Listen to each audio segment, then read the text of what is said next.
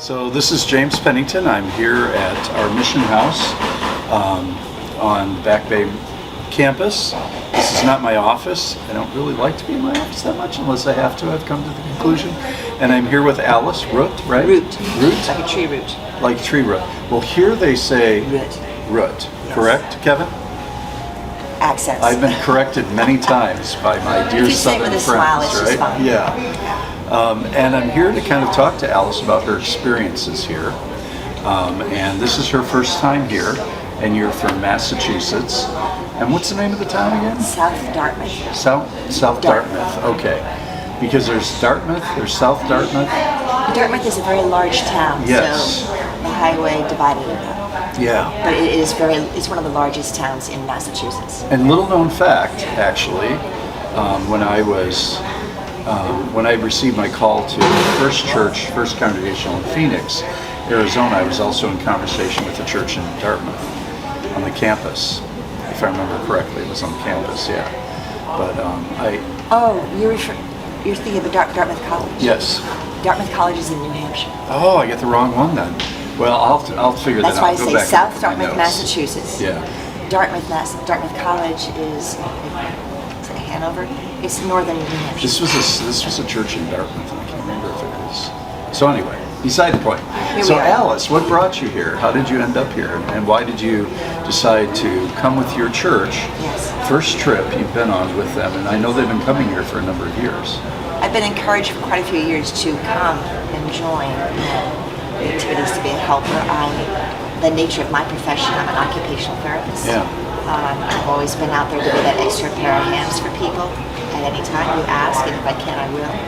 So I was asked to come join, and I kept stressing what fun it is, how much fun it is, and how much my eyes would be opened up to the experience of how you're doing things here. And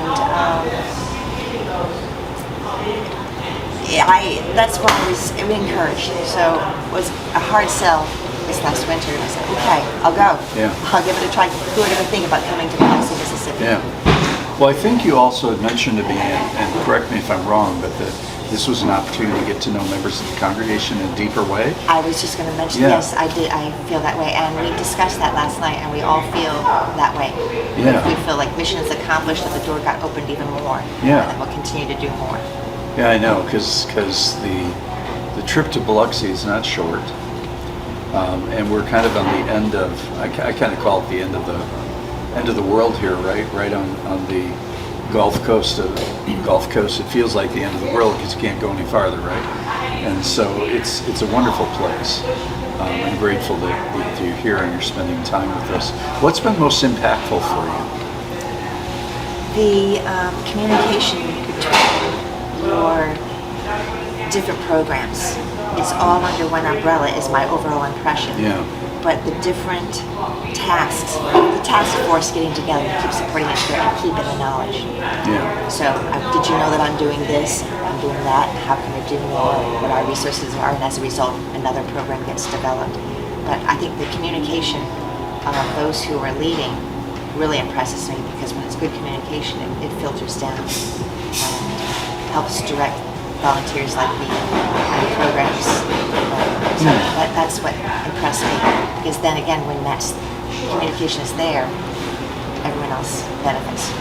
That's good to hear, because sometimes as an executive director, when you're trying to hold everything together, and with my leadership team too, of lead staff, you sometimes wonder, right? But that's good to hear, and that's good to hear that's how people see us, because those are challenges, right? Because we're all so busy. And different we're all stretched, personalities. and different personalities. Different skill sets. Yep. All that. So it's like, that's huge for me.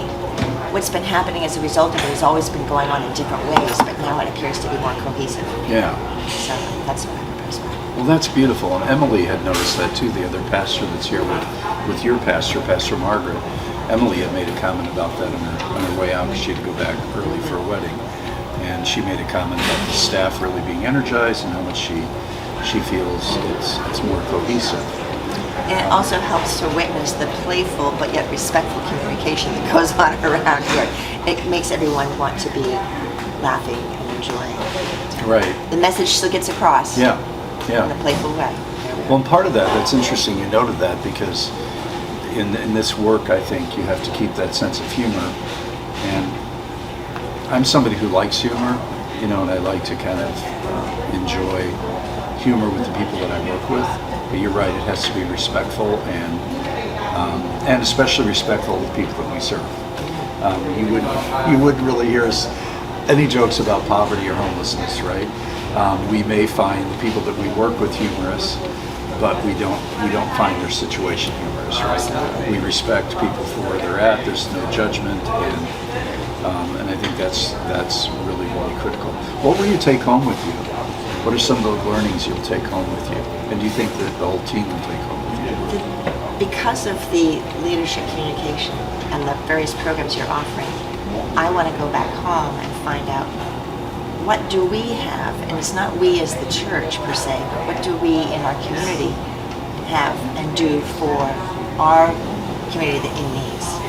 We know we have a homeless population issue, we have the drug issue, we have all these different issues as is general, but how is it really being supported? And I want to investigate more. How is it communicated with other agencies to be one? And sort of mention, I've observed this and how can we do it? Now within our church, I was on the outreach committee and we did things and communicated with each other, but that's really important all around. So I'm really paying attention more to that communication, consistency of the communication. That's what I want to do. The tests, what we do, we're not the only ones doing it. There's other churches in our area that are servicing. In our own town, there's so many things going on. We are aware of it, but how well do we know what each one is really doing and how do we work together? It's not possessive like St. Mary's Church is doing this, Congregational Church is doing that. Right. Are we working together? And it also has me wondering if our special population, our needy population, are taking advantage of it in a positive way and also in a negative way.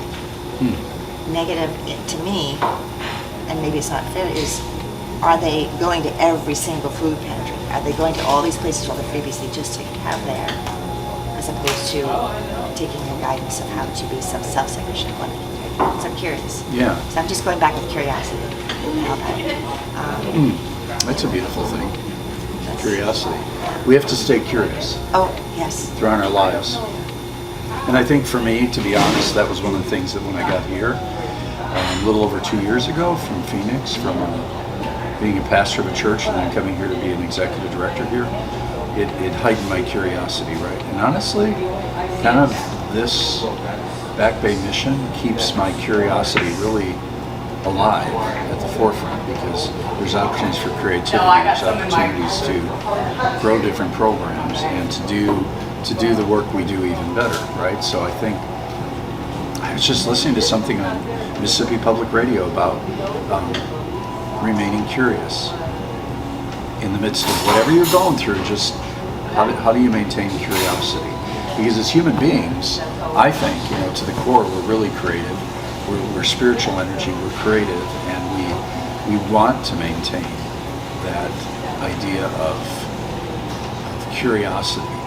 And sometimes people lose that. They get jaded. They get angry.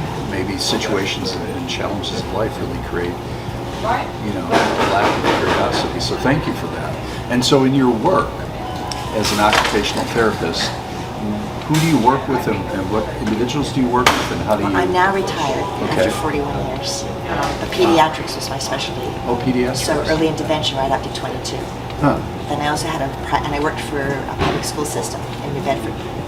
And actually started the program there, which I feel really proud of. It used to be just me, and by the time I left after 36 years, there are 11 therapists now. Oh, wow. The population grew. In the school district. In the school district.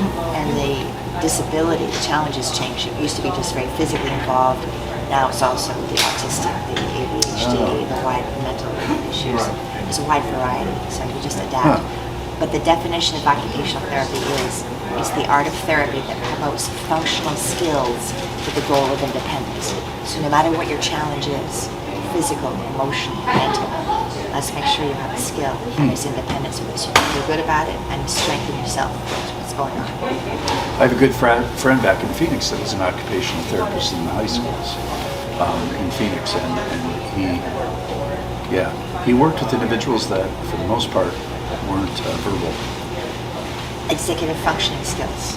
I work with the older ones and to teach the basic foundations when they're younger. Yeah. And I had a private practice at the same time, working with the special needs adults in group homes and day programs. And what I did in the group homes, it was life skills, okay, dressing, so I would work from 6 to 9 in the morning with that population, go to the schools, and then go back to that population for the evening events. This is all before I had children.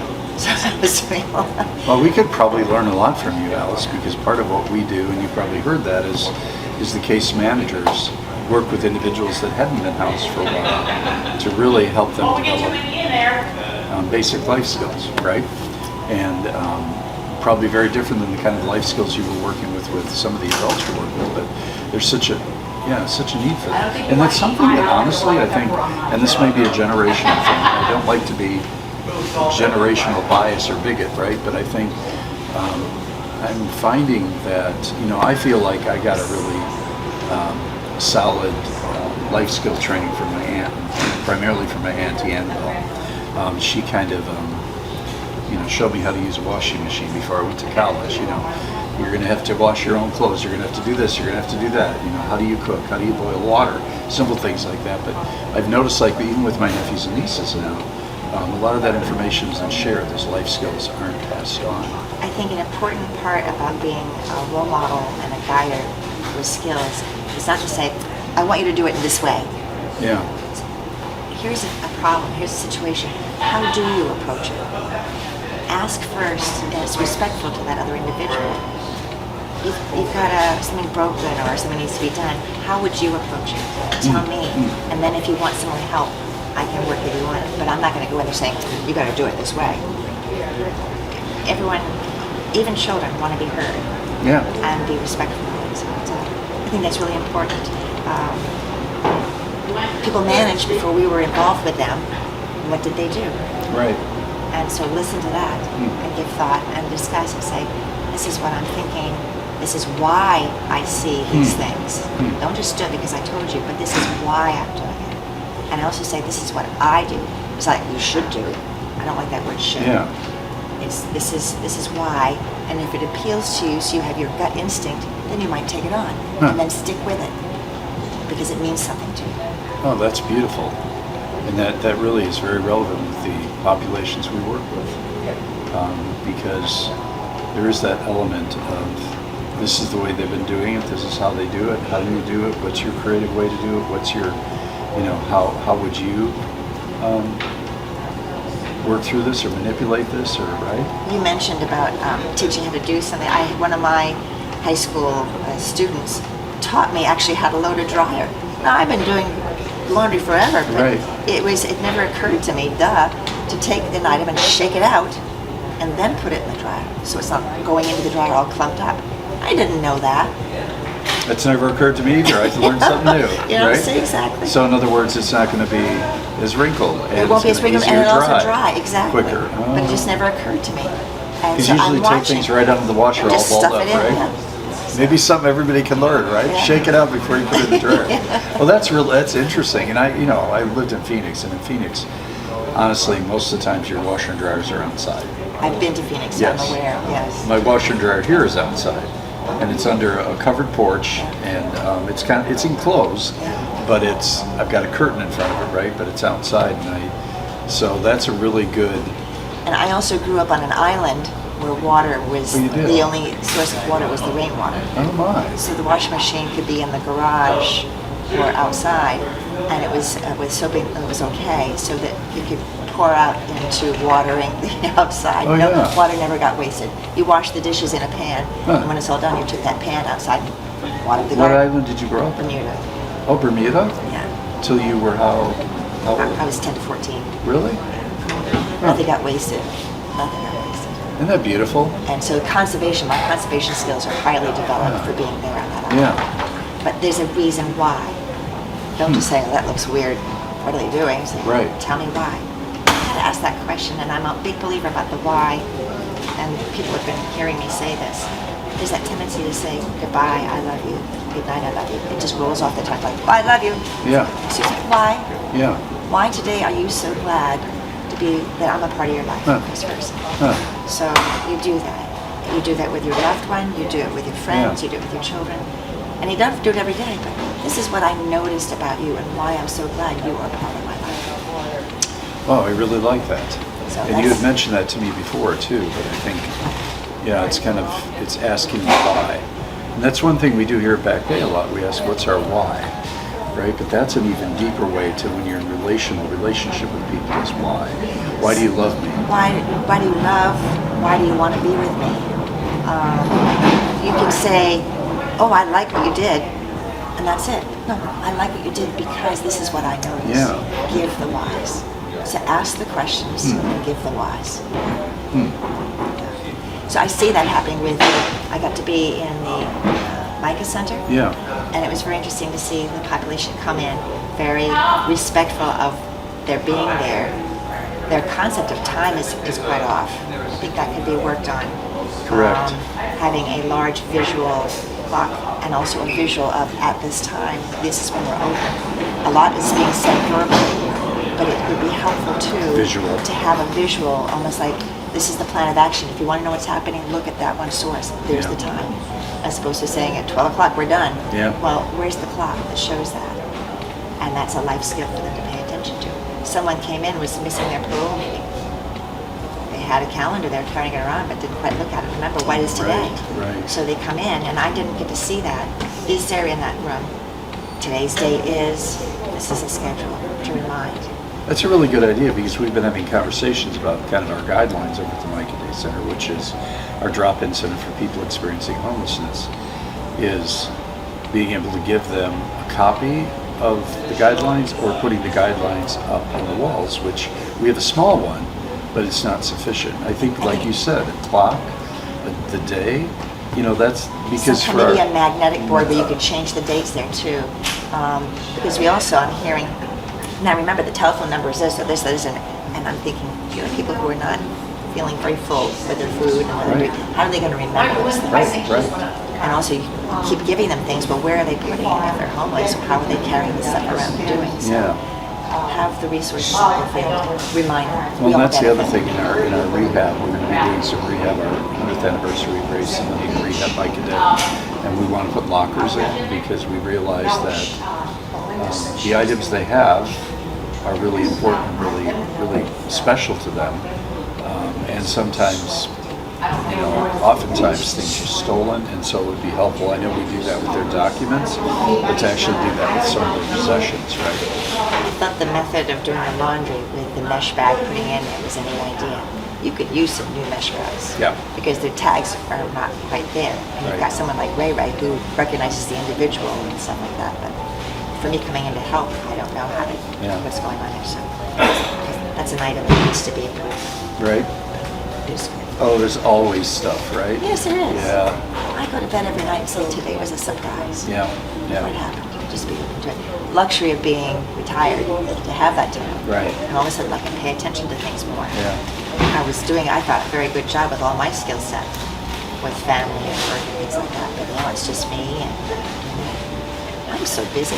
How did I miss all of this before? Right. How did I do it? Yeah, I know. So coming here, I'm glad I came. My takeaway is what can I do to share my experience back home and be open, and what will I do back home? Yeah. I have to admit, I don't know if I'll come again, only because, not that it was an experience, but I've learned I want to put the energy back where I am. Coming back again, the Ohio group and the Massachusetts group love getting together, and it's like seeing their pen pals. They finally get to see Yeah. once a year type of thing, and that's really neat. So maybe I will when we come again, to keep learning, because I didn't get to do everything. Right. But it opened my eyes. Yeah. Well, and that's the thing too. I appreciate what you shared because I'll share that with the Micah Day staff. It's important for us to continue to learn and grow, and what you bring and what you see, can help us grow our programs and grow our kind of how we serve this population. And really, in a sense, as I like to say, we're serving, but we're also getting back, right? They're serving us. We're sharing our Yeah, lives. we're sharing our lives together. Exactly. I did have a question about the staff here have to be so on board with the social skills and the psychological support do they get trained to have additional experiences? Like if you see the situation, this is how it could be addressed, as opposed to saying, I'm hiring you to be our leader to do these different things. Do they have the skill set behind it? Continuing education? Well, we do continuing education. That's right. We have once a month we gather for staff meetings, and Yeah. those staff meetings, we have one coming up with DEI, diversity, equity, and inclusion training. We've had trauma training, a day of trauma, how to trauma-informed service, and we've had, intensive case management is what our case managers, we've trained our case managers intensive case management, and then we've done, the half day of training in trauma, the other half day we did meditation and yoga. It's kind of a form of relaxation. So we do train, and we do individual. I mean, when a staff person says, hey, I need this kind of training, when they identify it, we try to find it for them. Now, of course, some of that's the constraints of the budget, sadly enough, right? But for the most part, we each year I've been here, and it's only been 2 years, we've increased that part of the budget for training for education. I see it being really important about, I saw situations where some guests were coming up, and Ray was, knew how to diffuse, knew how to lie, but we could also learn more. Oh, yeah. And how to do that. Yeah, we did a training, or de-escalation training. Yeah. And that was good, but when you have a training, it's from one person's perspective, right? And so it's always helpful, like you said, to continue that training, because there's always more to be learned. And I note sometimes, this is one of my peculiar things I've noted, and this is because I was in a meeting yesterday, we were talking about our HMIS, which is our homeless management information system that we use across the coast, different agencies that have different pieces of the pie and do this work. And the individual who trains us is so apt at training that she goes like this. And I can't keep up, and most of us can't, right? And so part of it is, when somebody's an expert in a certain area, I've noticed when we have training in, sometimes they're so quick at it takes a half a day or a full day. It's like, wow, you don't get the full experience. And we just did it, actually. Kevin behind the camera participated in this 2 full days of training in what's called Excellence in Action, which is a Mississippi-based program that was started by the Alliance for Not-for-Profits and Philanthropic Organizations. And the woman who really developed the training on training individuals in excellence in the not-for-profit sector, she came and did a 2-day training with my lead staff, with Kevin, with a couple other staff, with a couple of our board members, which is really, it makes us more aware of board responsibilities, of our responsibility to our community, right? So, yeah. I noticed, I really enjoyed helping out in the houses, the 2 houses. I have that skill set to do that, I think, too. I'm more the behind-the-scenes person, bringing all the materials and everything's there. We could see what was needed, and so we went out and got donated to help support some of those things. But the patience level of someone like Todd or Ray, when here we are, who've not been here before, helping, we want to help. But it takes a lot of energy for them to guide us as well as keeping things going on. Right. So you've got some very patient staff who also all have their own issues too. Yep. And so it was like keeping you in my thoughts to have your continued energy. Take care of yourself too. Thank you. It's really, Appreciate really that. important for them. And thank you for the time you spent down here. We'd love to see you back again if that's where you feel Spirit leads you. But yeah, it's all about us taking the messages. Like, there's some things I've learned just talking to you, and honestly, one is what you said about, a very patient staff, working with volunteers, working with people that are here, that are new. That interaction is invaluable, and I don't always get to see it because I'm not everywhere at once, right? It was helpful the way you had the morning meetings to meet the individual staff along the way. That was nice to do, and everyone has a part as well as working together. So yeah, that's something I good for us to start instituted with. here a few months after I started, and felt that there was a real need for that, and realized groups that have been coming for a while had participated in programs, but they never really knew what the staff did and how deep the work was, right? So I appreciate that. Well, thank you for your time, Alice. I really, really appreciate it. And stay in touch. And thank you for sharing with our guests. This will go on our Facebook, our website, a variety of places, who knows, right? So really, really appreciate it. My Thank you. pleasure too. Yeah, thank you. And it's not just a shake, it's a handhold. Yeah, oh, thank you. It's a handhold. I think that's Yeah, it means a lot to me. I miss having my hand held by my husband. yeah, But holding hands, just touching. yeah. So, thank you. I hear you on that, because not having a partner or spouse myself, right, you don't have that. Oftentimes, But I'm unless a you get big that from hugger. a friend. But I also say, may I? Yeah. Because otherwise I'm going to give you that. Right, right, I right. need it. I want to give it. Yeah. Thank you. Thank you. And thank you, everybody, for joining us today. Appreciate your time and your energy, and put some energy toward Back Bay, put some energy toward Alice and toward Congregation back on the East Coast. So thank you.